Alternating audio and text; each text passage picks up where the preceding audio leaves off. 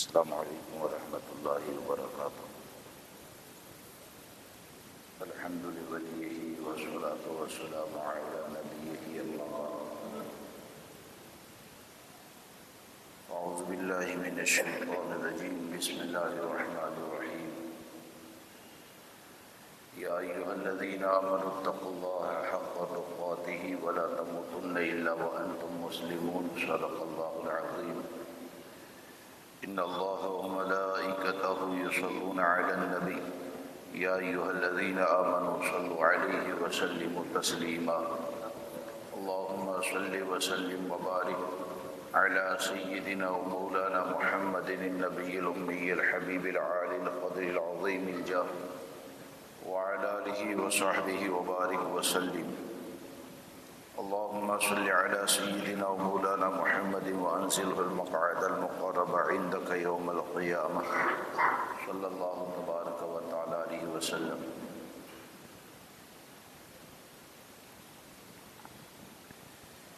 معزز سامعین کرام و رفیقان گرامی، رب تبارک و تعالی نے ہمیں آپ کو بے شمار نعمتیں عطا فرمائی، اور اتنی زیادہ نعمتیں عطا فرمائی کہ ان تعدوا نعمت اللہ لا تحصوها۔ اللہ کی نعمتوں کا اگر کوئی شمار کرنا چاہے، گننا چاہے، وہ گن نہیں سکتا ہے۔ یہ زندگی دی ہے وہ بھی ایک نعمت ہے، کھانے کے لیے اناج ملا وہ بھی ایک نعمت ہے، رہنے کے لیے مکان دیا گیا وہ بھی ایک نعمت ہے۔ لیکن آپ کو، ہم کو یہ ماننا پڑے گا، اور ہمارا یہ ایمان ہے کہ یقیناً اللہ تبارک و تعالی نے بے شمار نعمتیں عطا فرمائی۔ وہ بے شمار نعمتوں میں سب سے بڑی نعمت جو رب نے عطا فرمائی ہے وہ اسلام کی دولت ہے، وہ ایمان کی دولت ہے، وہ عقیدہ ہے۔ تو ظاہر سی بات ہے کہ یہ کوئی اتنی مشکل بحث نہیں ہے کہ سمجھ میں نہ آئے کہ جب بے شمار نعمتیں عطا فرمائی تو ہر ایک یہ جانتا ہے کہ آدمی سب سے زیادہ کوشش یہ سب سے بڑی نعمت کی حفاظت میں کیا کرتا ہے۔ ایک مثال میں دے رہا ہوں۔ مثال کے طور پر مکان میں آگ لگ جائے تو مال جو ہے رزق حلال وہ ایک نعمت ہے، لیکن آگ لگ گئی تو مال بھی خطرے میں ہے، آپ کا بچہ بھی خطرے میں ہے۔ مال کو بچانے جائیں گے تو بچہ جلے گا، بچے کو بچانے جائیں گے تو مال جلے گا۔ تو آپ مجھے بتائیں کہ آپ بچائیں گے کس کو، مال کو یا بچے کو؟ میری بات سمجھ رہے ہیں؟ بچے کو بچائیں گے نا، کیوں کہ مال یہ نعمت ہے، لیکن مال سے بڑی نعمت یہ اولاد ہے۔ تو مال اور اولاد کا جب تقابل ہوگا تب آدمی کیا کرے گا؟ مال کو ضائع ہونے دے گا، اپنی اولاد کو بچائے گا۔ اب یہاں پر آپ دیکھیں کہ ہم سب یہ مانتے ہیں کہ اسلام کی دولت مل جانا، عقیدہ اہل سنت و جماعت کا مل جانا، یہ ہمارے لیے سب سے بڑی نعمت ہے۔ تو ہر مسلمان کی ذمہ داری کیا بنتی ہے؟ ہر مسلمان کی ذمہ داری، ہر مسلمان کا فرض، اور ایسے نہیں کہ عالم ہے تو ذمہ داری، عالم بھی مسلمان ہے، مفتی بھی مسلمان ہے، آپ بھی مسلمان ہیں، اور سب کو اسلام کے ساتھ دنیا سے جانا ہے۔ تو سب کی سب سے بڑی ذمہ داری یہ ہے کہ اپنے دین و ایمان اور عقیدے کی حفاظت کریں۔ لیکن آپ اگر عملی طور پر دیکھیں گے تو آپ کو یہ نظر آئے گا، میں آسان انداز میں کچھ باتیں عرض کر دوں کہ آپ دیکھیں گے کہ دنیا کی نعمتوں کی حفاظت کی جو بات ہے نا، مثال کے طور پر مکان، تو مکان آپ کو کہاں پر خریدنا ہے؟ دستاویز دیکھنا ہے کہ نہیں دیکھنا ہے؟ آنے والے وقت میں یہ مکان کو خرید لیا گیا تو ایس ایم سی والے آ کر اس کو کٹنگ کریں گے یا نہیں کریں گے؟ یہ پورا نقشہ چیک کرتے ہیں نا، تب جا کر ایک مکان کو خریدتے۔ کیوں؟ تاکہ آنے والے وقت میں یہ پراپرٹی خطرے میں نہ پڑ جائے۔ آپ دنیا قانون کی پابندی کرتے ہیں تاکہ ایک مکان خطرے میں نہ پڑ جائے، تو آپ ذرا سوچیں کہ پروفیسر بھی مکان کی حفاظت جانتا ہے، ڈاکٹر، انجینئر، مالدار، غریب، پڑھا لکھا، انگوٹھا چھاپ، یہ سب کے سب جانتے ہیں کہ مکان کی، کاروبار کی، مال کی حفاظت کیسے کرنی ہے۔ تو یقیناً مال و دولت کی حفاظت یہ ہونی چاہیے، لیکن ہمیں اور آپ کو یہ سوچنا پڑے گا، ہمیں اور آپ کو یہ غور کرنا پڑے گا کہ وہ دنیا کہ جس کے بارے میں حدیث مبارکہ میں آتا ہے کہ دنیا کی حیثیت رب کی بارگاہ میں مچھر کے پر کے برابر نہیں، دنیا کی حیثیت رب کی بارگاہ میں مچھر کے پر کے برابر نہیں، وہ دنیا کا کروڑواں حصہ، اس کی حفاظت کیسے کرنی ہے یہ آپ جانتے ہیں۔ حفاظت کا طریقہ آپ اپنی نسل کو سکھاتے ہیں، اور وہ دنیا کی دولت اگر خطرے میں پڑ جائے تو بیٹا بھی مقابلے کے لیے تیار ہے، باپ بھی مقابلے کے لیے تیار ہے، بھائی بھی مقابلے کے لیے تیار ہے، اور ہر ایک یہ چاہتا ہے کہ یہ مکان پر ہمارا قبضہ تو رہنا ہی چاہیے۔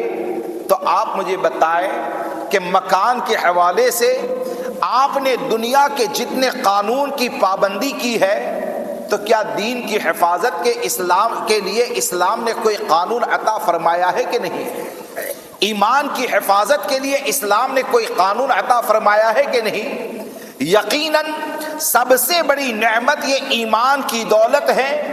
تو جہاں پر دنیا کی حفاظت کے لیے قانون ہوا کرتے ہیں، وہیں پر ایمان کی حفاظت کے لیے قرآن نے بھی قانون عطا فرمایا، ہمارے آقا صلی اللہ تعالی علیہ وسلم نے بھی قانون عطا فرمایا۔ تو ہم سب پر لازم یہ ہے کہ ہم اپنے دل کے اندر وہ غیرت پیدا کریں کہ ہم اور ہماری نسلیں مکان اور کاروبار کی حفاظت یہ بعد میں کریں گے، سب سے پہلے سب سے بڑی نعمت اسلام کی دولت کی حفاظت کریں گے۔ اور اگر یہ جذبہ دل کے اندر پیدا ہو جائے تو جس بچے کو آپ محل میں رکھنا چاہتے ہیں، جس بچے کو آپ کوٹھی میں رکھنا چاہتے ہیں، یقین جانیں اگر آپ بے غیرت بنا کر مر گئے تو محل اس کے دین کی حفاظت نہیں کرے گا۔ لیکن اسلام کیا نعمت ہے، عقیدہ اہل سنت و جماعت کتنی بڑی نعمت ہے۔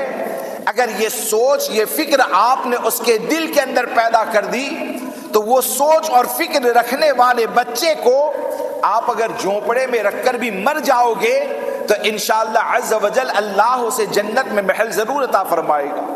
کیوں؟ کہ ایمان یہ سب سے بڑی دولت ہے، ایمان یہ سب سے بڑی نعمت ہے۔ تو کیا آج عملی طور پر ہم اس چیز کے لیے تیار ہیں؟ ہمارا عمل کیا بتاتا ہے دین و ایمان کی حفاظت کے بارے میں؟ آج ہماری کوشش کیا ہے؟ آپ دیکھیں کہ میں آپ کو بتاؤں کہ ایمان کی حفاظت کے لیے آدمی کو کتنا غیرت مند ہونا چاہیے۔ مکان میں اگر کوئی نقصان ہو جائے نا، مکان کے نقصان پر باپ بھی بے چین ہو جاتا ہے، ماں بھی بے چین ہو جاتا ہے۔ اولاد اگر 5,000 روپے کا نقصان کر دیں تو یہ سوچتے ہیں کہ اتنی محنت سے 5,000 جمع کیے، بچے نے اسے ضائع کر دیا۔ آپ جانتے ہیں کہ 5,000 اگر برباد ہو جائے اور آپ اتنے بے چین ہو جاتے ہیں تو ہمیں اور آپ کو اور تقریباً ہندوستان کے زیادہ تر حصے میں جو اہل ایمان ہیں ان کو یہ جو ایمان کی دولت ملی ہے وہ دولت پہنچانے کے لیے غریب نواز نے کتنی تکلیف برداشت کی۔ آپ جانتے ہیں انہوں نے کتنی پریشانیوں کو برداشت کیا۔ سرکار غریب نواز کے بارے میں آتا ہے کہ آپ جب اجمیر معلیٰ میں پہنچے، جو ابھی اجمیر تھا آپ کے وجود سے معلیٰ بنا، تو جب آپ پہنچے نا تو آپ کے انگلیوں کے پاؤں کی انگلیوں کے ناخن یہ سفر کی بنیاد پر نکل چکے تھے. یہ کس لیے آئے؟ یہ مکان بنانے کے لیے آئے؟ یہ پراپرٹی تقسیم کرنے کے لیے آئے؟ یہ ان کا آنے کا مقصد لوگوں کو مالدار بنانا تھا؟ یہ آئے ہیں تو اسلام کی دولت دینے کے لیے آئے ہیں. یہ آئے ہیں تو ایمان اور عشق مصطفیٰ دینے کے لیے آئے ہیں. تو حقیقت یہ ہے کہ بزرگوں سے وابستگی کا سب سے بنیادی ذریعہ یہ ہے کہ ہم اپنے دین کی حفاظت کریں. آج دیکھیں کہ ہمارے سامنے، ہمارے خاندان کے اندر، ہمارے عزیز و اقربا میں خطرے کتنے بڑے ہیں کہ ابھی میں نے آپ کو جیسے بتایا کہ مکان کی حفاظت میں ہم فکر مند جتنے ہیں، تو ایمان کی حفاظت کے لیے ہمارے آقا صلی اللہ تعالی علیہ وسلم نے کون سا طریقہ عطا فرمایا؟ ایمان کی حفاظت کے بارے میں نبی اکرم صلی اللہ تبارک و تعالی علیہ وسلم نے 3 چیزوں کو بیان فرمایا. یعنی جسے اللہ ایمان کی حلاوت، ایمان کی مٹھاس، ایمان کی چاشنی عطا فرماتا ہے، یعنی جسے حلاوت ایمانی مل جائے، ایمان کی مٹھاس مل جائے، غیرت ایمانی مل جائے، تو یہ ایمان ایسی دولت ہے جو زخم کھانے کے بعد بھی مسکرانے کی طاقت دیتا ہے. ایمان یہ ایسی دولت ہے کہ حضرت بلال کو غرم ریت کے اوپر لٹا دیا جاتا ہے، اس کے بعد بھی احد کا نعرہ بلند ہوتا ہے. تو ایمان کی حلاوت کیسے ملتی ہے؟ ہمارے آقا صلی اللہ تبارک و تعالی علیہ وسلم نے فرمایا، غور سے سماعت کیجئے کہ آج ہم کہاں پر کھڑے ہیں، آج ہماری ذمہ داری کیا ہے. آج سوچ یہ بنتی جا رہی ہے کہ آپ تقریباً ایک بوڑھے آدمی سے ملے، 70 سال کی عمر ہو گئی. وہ تو 70 سال کی عمر میں خوش کس بات پر ہوتا ہے؟ 3 بچے ہیں، 3 مکان بنا کر دے دیے. تو 70-80 سال کا بوڑھا آدمی کہتا ہے کہ حضرت اب تو ہم چین سے مر پائیں گے. کیوں چین سے مریں گے بھائی؟ تو کہتے ہیں حضرت 3 بچے ہیں لیکن تینوں بچوں کو مکان بنا کر دے دیا، تینوں بچوں کا کاروبار الگ سے سیٹ کر دیا، تینوں بچوں کی شادیاں کر دی، ہم نے اپنی ذمہ داری کو ادا کر دیا. میں یہ پوچھنا چاہتا ہوں بحیثیت مسلمان کے، اپنی ذات کے حوالے سے، اپنی اولاد کے حوالے سے، سب سے پہلی ذمہ داری کیا مکان کو دینا ہے؟ سب سے پہلی ذمہ داری کیا کاروبار کو دینا ہے؟ سب سے پہلی ذمہ داری کیا دولت کا جمع کرنا ہے؟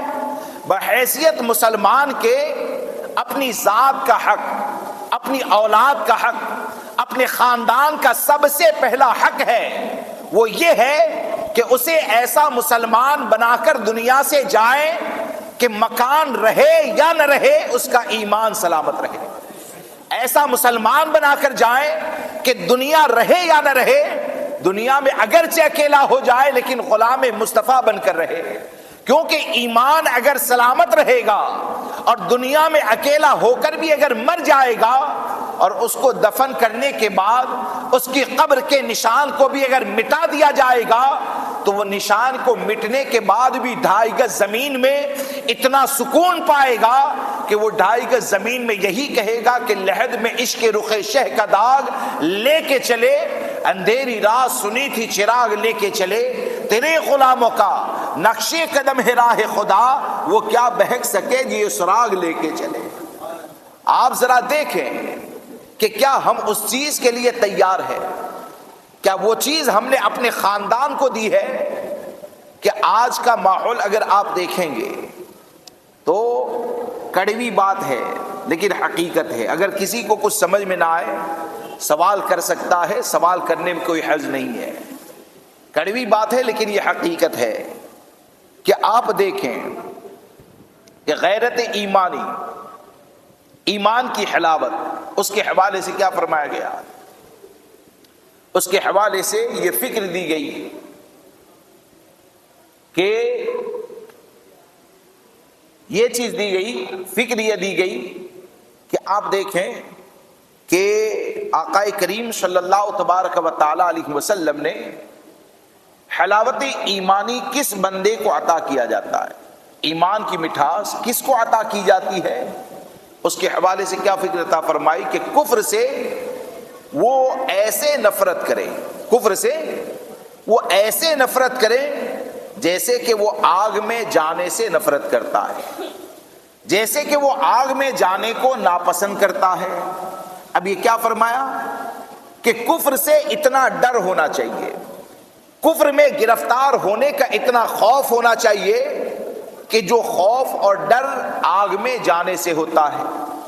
اب آگ میں جانے کا ڈر کتنا زیادہ، آپ عملی طور پر دیکھیں کہ اگر ہماری بچی آگ کے قریب ہو جائے، ہماری ماں آگ کے قریب ہو جائے، اہل و عیال آگ کے قریب ہو جائے، اور ہم کو ایسا لگے کہ اگر اس کو خبردار نہیں کیا گیا تو آگ سے اس کا دامن یا دوپٹہ پکڑ جائے گا، تو آپ چلائیں گے کہ نہیں؟ خبردار کریں گے نا۔ کیوں؟ کہ آپ آگ سے ہونے والی تکلیف کو جانتے ہیں، آپ آگ سے ہونے والی جلن کو جانتے ہیں، جلنے کی بنیاد پر نقصان کیا ہوگا اسے آپ جانتے ہیں۔ تو ہمارے آقا نے کیا فرمایا؟ کفر سے ایسی نفرت ہونی چاہیے۔ اب اگر واقعی میں ہمارے دل کے اندر وہ نفرت ہے کفر سے، تو آپ ذرا سوچیں، آج کے ماحول کا جائزہ لیں، آج کے حالات کا جائزہ لیں کہ آپ کا بچہ مدرسے کے اندر آیا، مدرسے میں عالم دین کے پاس اس نے قرآن کی تلاوت سیکھی، وہ قرآن کی تلاوت 2 گھنٹے کے اندر کرتا ہے، اور قرآن یہ کہتا ہے ان الشرک لظلم عظیم، شرک یہ ظلم عظیم ہے، قرآن کی وہ تلاوت کرتا ہے، تو قرآن کہتا ہے وما قتلوہ وما صلبوہ، حضرت عیسیٰ کو قتل نہیں کیا گیا، حضرت عیسیٰ کو سولی نہیں دی گئی۔ اب آپ ذرا بتائیں کہ قرآن کی وہ 2 گھنٹے میں تعلیم لیتا ہے کہ حضرت عیسیٰ کو قتل نہیں کیا گیا ہے، شرک یہ ظلم عظیم ہے، لیکن 2 گھنٹے کے بعد اگر آپ کا بچہ کرسچن کے اسکول میں جاتا ہے تو کیا وہاں پر جانے کی بنیاد پر یہ خطرہ نہیں ہے کہ وہاں پر کرسچن اسے یہ عقیدہ دے گا کہ حضرت عیسیٰ یہ تو اللہ کے بیٹے ہیں؟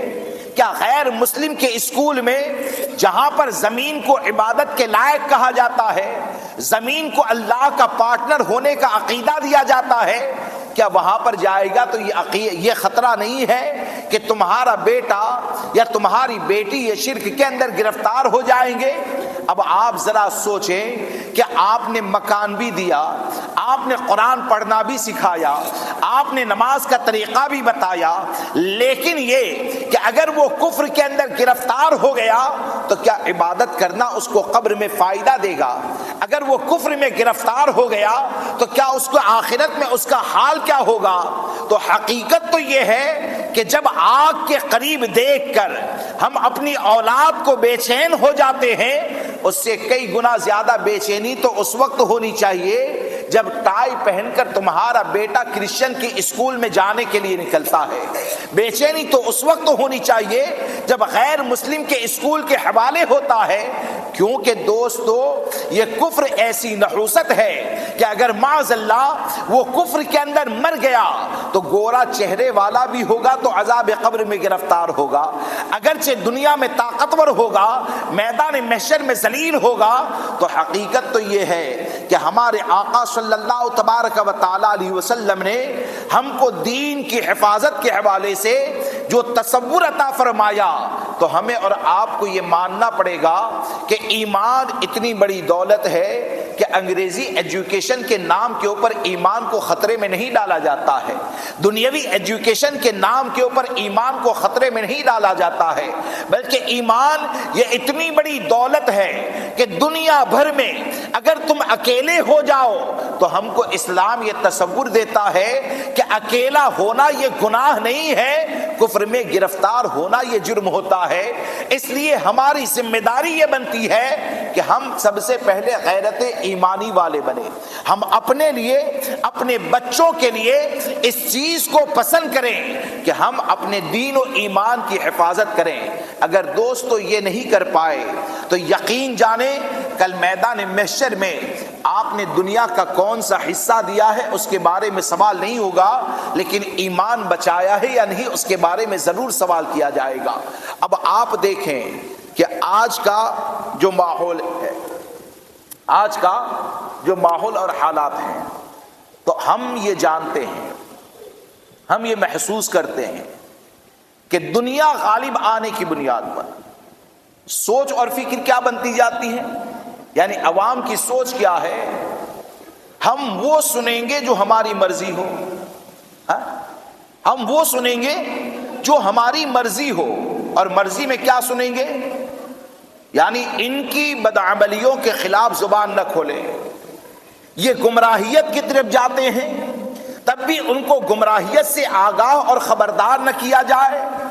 اور معاذ اللہ یہاں تک ماحول ابتر ہو چکا ہے کہ اگر آج قوم کو کوئی گمراہیت سے بچائے، کوئی بدمذہبی سے بچانے کی کوشش کرے، تو لوگوں کے درمیان ایک جملہ مشہور ہے کہ ان کا کام تو کیا ہے، یہ تو فتنہ پھیلائیں گے، یہ تو فساد پھیلائیں گے، یہ تو امت میں انتشار پیدا کریں گے۔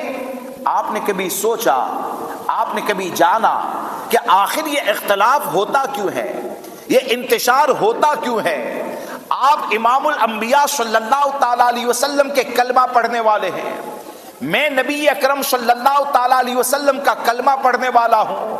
میں آپ سے یہ سوال کرنا چاہتا ہوں کہ تمہارا باپ تمہارے بارے میں جتنی بھلائی چاہتا ہے، تمہاری ماں تمہارے بارے میں جتنی بھلائی چاہتی ہے، ارے حقیقت یہ ہے کہ ہمارے ماں باپ سے زیادہ اگر ہماری بھلائی چاہنے والی کوئی ذات ہے تو وہ ہمارے نبی کی ذات ہے۔ ارے ہے کہ نہیں؟ میں اپنی ذات کے بارے میں جو فیصلہ کروں گا تو میرا اپنی ذات کے بارے میں فیصلہ غلط ہو سکتا ہے، لیکن ہمارے آقا صلی اللہ تبارک و تعالی علیہ وسلم اپنی امت کے دین کی حفاظت کے حوالے سے جو قانون عطا فرما دے، یقین جانے وہ کبھی غلط ہو ہی نہیں سکتا ہے۔ یہ ہمارا ایمان ہے، یہ ہمارا عقیدہ ہے۔ آج تمہاری بھلائی چاہنے والا کون ہے؟ آج تم کو غلط راہ سے بچانے والا کون ہے؟ کیا صرف داڑھی ٹوپی جبہ امامہ پہننے سے وہ رہبر ہو جائے گا؟ آج کے وقت میں ہمیں اور آپ کو یہ سمجھنا پڑے گا کہ رہبر، عالم، مفتی اور قوم کے قائد کا عہدہ کوئی سیٹھ مقرر نہیں کرتا ہے، مسجد کا متولی مقرر نہیں کرتا ہے۔ متولی نے بھی نبی کا کلمہ پڑھا ہے، ہم نے بھی نبی کا کلمہ پڑھا ہے، سیٹھ نے بھی نبی کا کلمہ پڑھا ہے، اور جس نبی کا کلمہ پڑھا ہے وہ نبی اکرم صلی اللہ تبارک و تعالی علیہ وسلم نے قیامت تک آنے والے علماء کو یہ ذمہ داری دی ہے کہ اذا ظہرت الفتن، کہ جب فتنے ظاہر ہو، او قال البدع، یا گمراہیاں پھیلنے لگے، ولم یظہر العالم علمہ، اور طاقت اور استطاعت ہونے کے باوجود اگر عالم اپنے علم کو ظاہر نہیں کرتا، فعلیہ لعنت اللہ والملائکۃ والناس اجمعین، تو ایسے عالم پر اللہ کی لعنت ہے، فرشتوں کی لعنت ہے، تمام لوگوں کی لعنت ہے۔ لا یقبل اللہ صرفا ولا عدلا، اللہ تبارک و تعالی ایسے عالم کے فرائض کو اور نوافل کو قبول نہیں کرتا ہے۔ اب آپ مجھے بتائیں کہ امام الانبیاء صلی اللہ تبارک و تعالی علیہ وسلم کیا بتائیں کہ لوگوں کو گمراہیت سے خبردار کیا جائے، لوگوں کو فتنوں سے خبردار کیا جائے، اور شہر کا ایک مالدار کھڑے ہو کر یہ کہے کہ نہیں گمراہیت کے خلاف زبان بند ہونی چاہیے، تو آپ خود یہ بتائیں کہ فیصلہ ہمارا یہ شہر کا مالدار کرے گا یا جس نبی کا کلمہ پڑھتے ہیں وہ نبی کریں گے؟ تو یقیناً ایمان والوں کا جواب یہ ہوگا کہ ہمارے آقا صلی اللہ تبارک و تعالی علیہ وسلم نے جن کے خلاف زبان کو کھولنے کا حکم دیا ہے، ان کے خلاف زبان کو کھولنا یہ فتنے کا ذریعہ نہیں ہے، بلکہ امت کی ایمان و عقیدے کی حفاظت کا ذریعہ ہوا کرتا ہے، دین کی حفاظت کا ذریعہ ہوا کرتا ہے۔ اب آج کے وقت میں اگر گمراہیت سے بچانے کی بات آئے تو گمراہیت سے بچانے کی بات کیسے کی جاتی ہے؟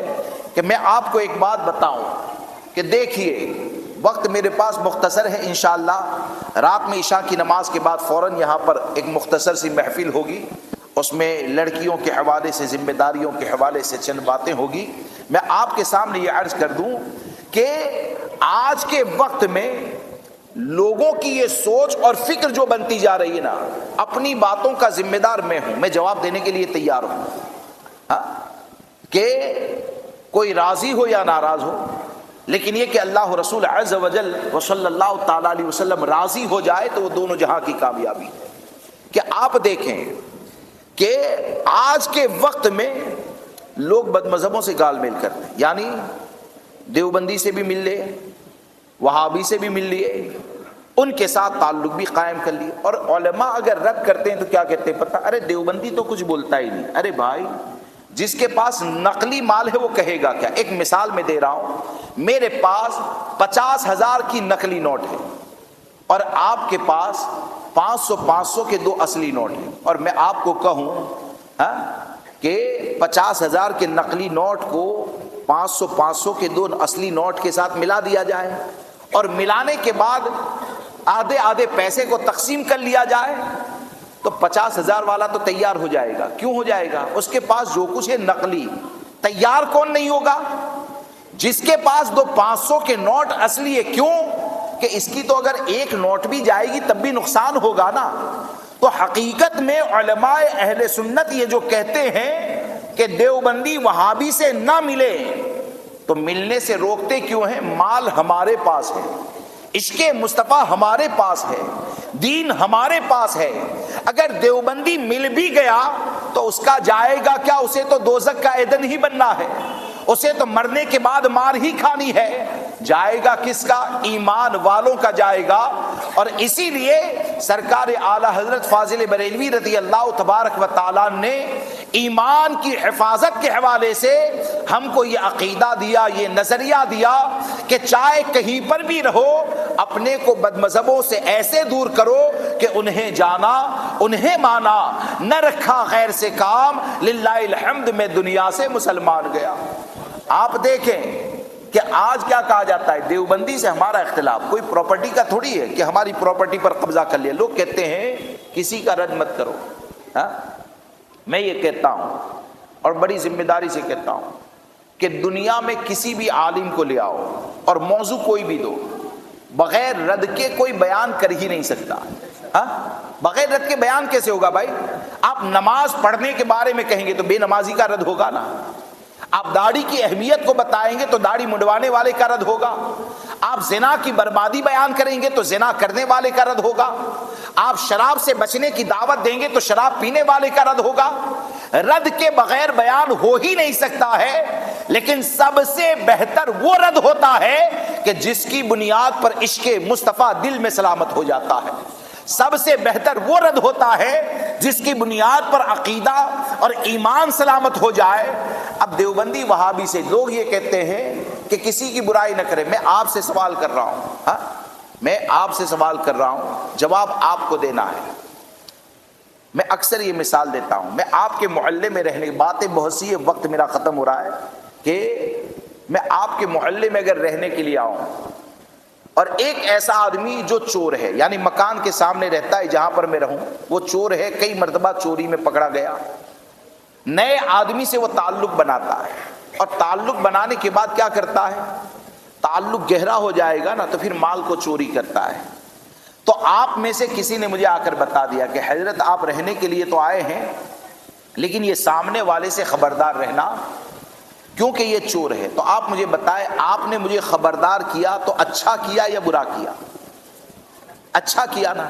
اب اچھا کیا تو اسے متقی کہا یا چور کہا؟ اچھا کیا تو سامنے والے کو آپ نے پرہیزگار کہا، دیندار کہا، 5 وقت کی نماز کا پابند کہا یا چور کہا؟ تو چور کہا تو اس کا رد کیا کہ نہیں؟ اب اس کا رد کیا، اس کے بعد بھی پورا شہر یہ کہتا ہے کہ یہ اتنا اچھا آدمی ہے کہ اس نے اچھا کیا، تو اس نے بھلائی کیسے کی؟ کسی کو چور کہہ کے۔ چور کہا اس کے بعد بھی وہ بھلائی کرنے والا ہے۔ کیوں بھلائی کرنے والا ہے؟ بولے کہ کہیں گے اس لیے کہ چور تو کہا، لیکن چور کہنے سے ایک ایمان والے کا مال سلامت ہو گیا، اس کی دولت سلامت ہو گئی۔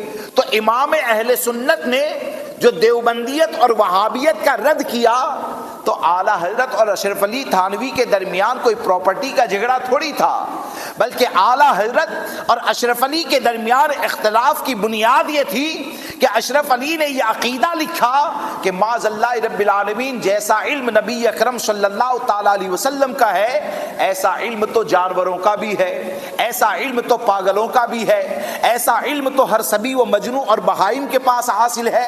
اب جب امام احمد رضا نے اپنے قلم کو چلایا تو امام احمد رضا ہمارے اس محسن کو کہا جاتا ہے کہ جو رہتا ہے بریلی میں لیکن اس کے قلم کی روشنی جہاں پر جاتی ہے وہاں پر لوگوں کا ایمان سلامت ہو جاتا ہے، وہاں پر لوگوں کا عقیدہ سلامت ہو جاتا ہے۔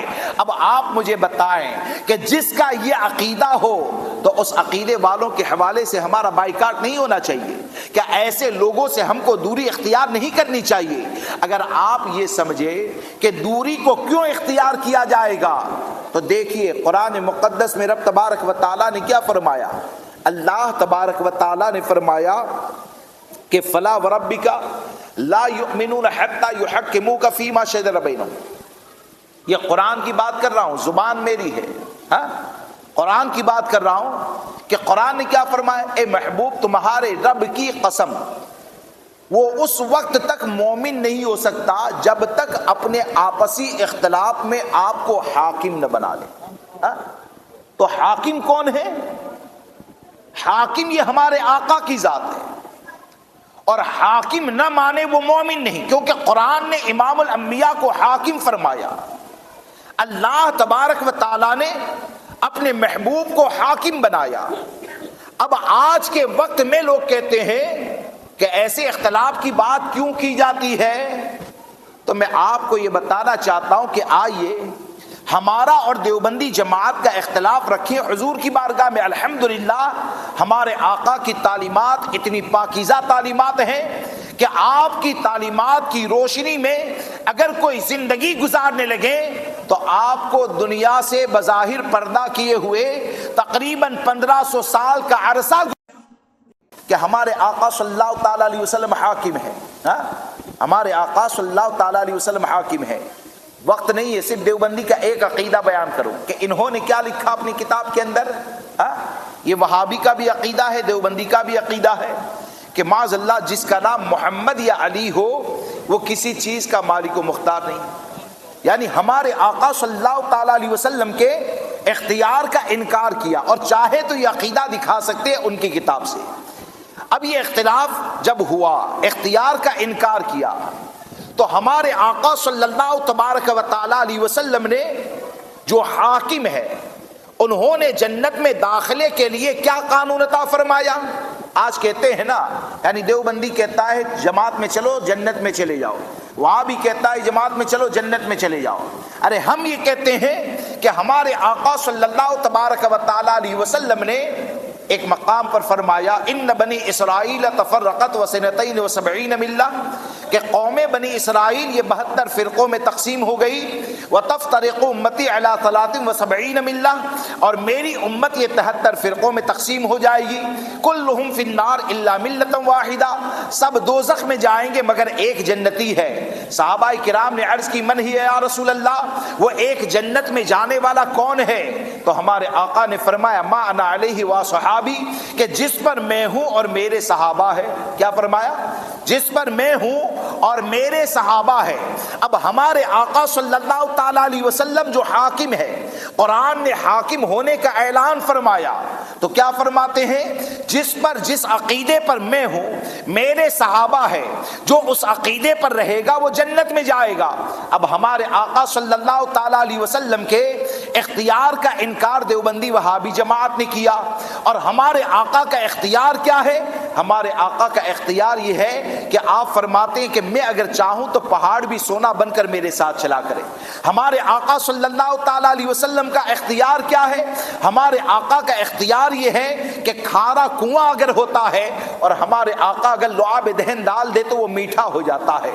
ہمارے آقا کا اختیار کیا ہے؟ حضرت ابو ہریرہ کے حافظہ کمزور ہیں، ایسے لب بنا کر چادر میں ڈال دے، حضرت ابو ہریرہ کا حافظہ مضبوط ہو جاتا ہے۔ ہمارے آقا کا اختیار کیا ہے کہ حضرت علی کی آنکھ میں درد پیدا ہو جائے اور ہمارے آقا لعاب دہن کو داخل فرما دے تو ان کی آنکھوں میں شفا مل جاتی ہے۔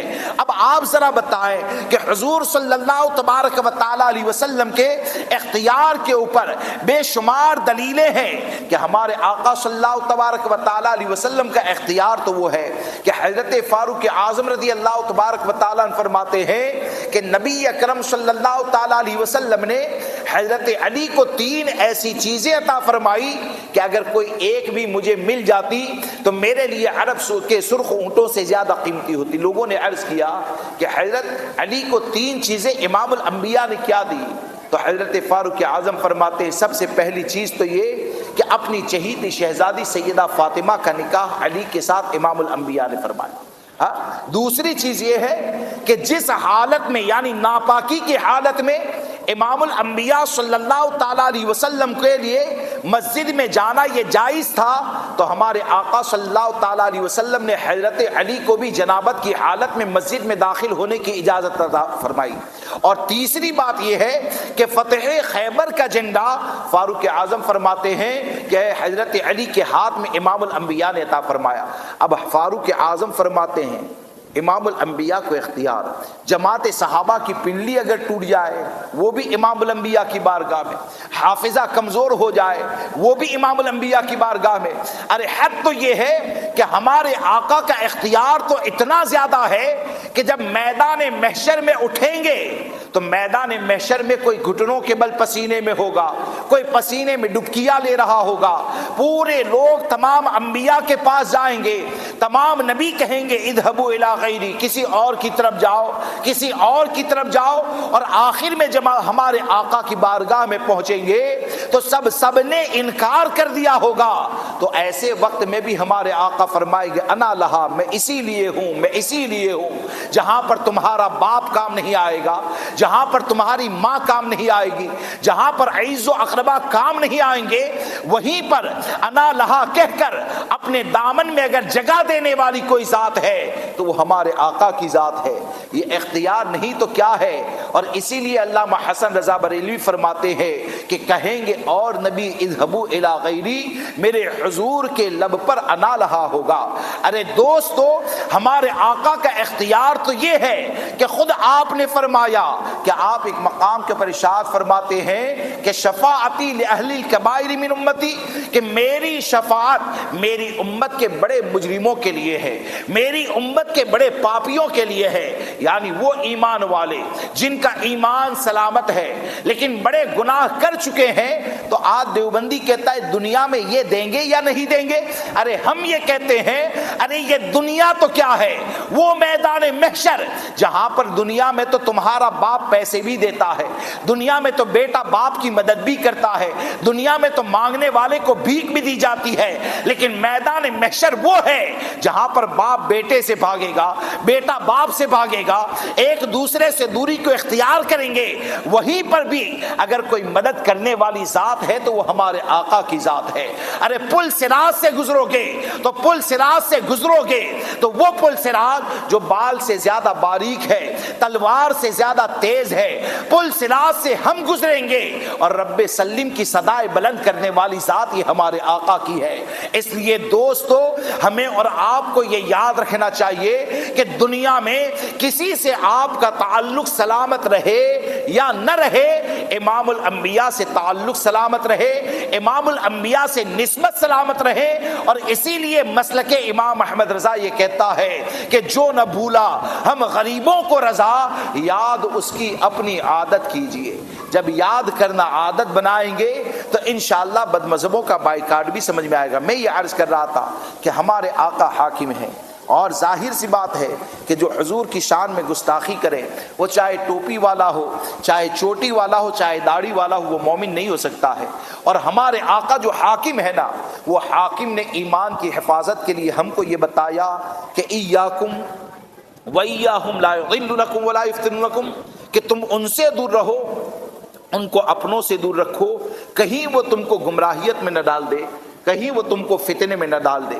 یہ ہمارے آقا صلی اللہ تعالی علیہ وسلم نے بتایا۔ تو اس لیے کوئی ایسی زبان استعمال نہ کریں کہ کہ بد مذہب کا رد کرنے والا فی الدین ہوتا ہے۔ یاد رکھ کر چلیں کہ بد مذہبوں کی خرابیوں سے خبردار کرنے والا مکان بنا کر دینے والے سے زیادہ تمہارا محسن ہوتا ہے، انگلش سکھانے سے زیادہ تمہارا محسن ہوتا ہے، دنیا کا پورا مال تمہارے لیے کوئی لا کر جمع کر دے تو اس سے بڑا محسن وہ ہوتا ہے جو آپ کو بد مذہبوں کے اور کفر سے خطرے سے آگاہ کرتا ہے۔ کیوں کہ وہ مال کا ڈھیر جو جمع کر دیا جائے گا وہ مال یہ ایمان کی حفاظت کا ذریعہ نہیں ہے، مال وہ حفاظت کی ضمانت نہیں ہے، مال حفاظت کا ذریعہ ہو سکتا ہے لیکن ایمان کی حفاظت کی ضمانت نہیں ہے۔ لیکن علماء حق کی بات کو سنو گے، عمل کرو گے اور امام اہل سنت کے دامن کرم سے وابستہ رہو گے تو یقین جانے امام احمد رضا اس محسن کو کہا جاتا ہے کہ اعلیٰ حضرت کی پیروی کرنے والا اکیلا ہو سکتا ہے، گمراہ نہیں ہو سکتا ہے، اور جب گمراہیت سے بچ جاؤ گے تو انشاءاللہ اکیلے ہو کر بھی قبر میں جاؤ گے تو 2.5 گز زمین میں اتنا سکون ہوگا جو دنیا کے کسی محل میں نہیں ہے، 2.5 گز زمین میں اتنا سکون ہوگا کہ پوری دنیا کو سینٹرل اے سی بھی اگر بنا دیا جائے تو وہ سکون نہیں ہوگا۔ کیوں کہ قبر کو جب جنت کے باغوں میں سے ایک باغ بنا دیا جائے گا تو وہ قبر میں جانے والا قبر میں عشق کے ساتھ جائے گا تو دنیا بھر کے لوگ بھی اگر گالیاں دیں گے نا تو وہ گالیاں دیتے رہیں گے، وہ تو قبر میں سو کر یہی کہے گا کہ خاک ہو کر عشق میں آرام سے سونا ملا، جان کی اکسیر ہے الفت رسول اللہ کی۔ السلام علیکم ورحمۃ اللہ۔